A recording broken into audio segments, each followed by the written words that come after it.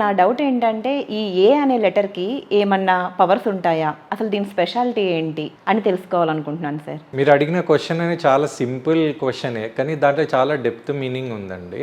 ఎలా అంటే నేను ఎక్స్ప్లెయిన్ చేస్తాను. అంటే న్యూమరాలజీ వైస్ ఏం చేస్తామంటే, ఇప్పుడు మీరు ఆస్ట్రాలజీ గమనించారనుకోండి, ఎవరికైనా ఏమైనా దోషం ఉన్నా పరిహారం ఉన్నా వాళ్ళు ఏం చేస్తారంటే అది స్పిరిచువల్గా చేస్తారనమాట. అంటే మనం గుడికి వెళ్ళి పూజలు చేయడము, అభిషేకాలు చేయడం అనేది చేస్తాం. అయితే న్యూమరాలజీలో మనం ఏం చేస్తామంటే, న్యూమరాలజీలో మనము ఈ స్పిరిచువల్ టెక్నిక్సే కానీ టెంపుల్కి పోయేది నేను ఆల్టర్నేట్గా చెప్తాను. అయితే అందరు కూడా ఇప్పుడు మన దగ్గర వచ్చిన వాళ్ళందరూ కూడా టెంపుల్కి పోయేటోళ్ళే రారు. ఇప్పుడు కొంతమంది మనకి వేరే రిలీజియన్స్ వస్తారు. ఇప్పుడు కొంతమంది ముస్లిమ్స్ రావచ్చు, క్రిస్టియన్స్ రావచ్చు. మనం వాళ్ళకి ఇలాంటి సజెస్ట్ చేయం. అయితే న్యూమరాలజీ అనేది యూనివర్సల్ కాబట్టి అక్కడ ఏం చేస్తామంటే, ఎప్పుడైతే వాళ్ళ నేమ్ డేట్ ఆఫ్ బర్త్కి కంపాటబుల్ అవుతుందా లేదా చూస్తాం.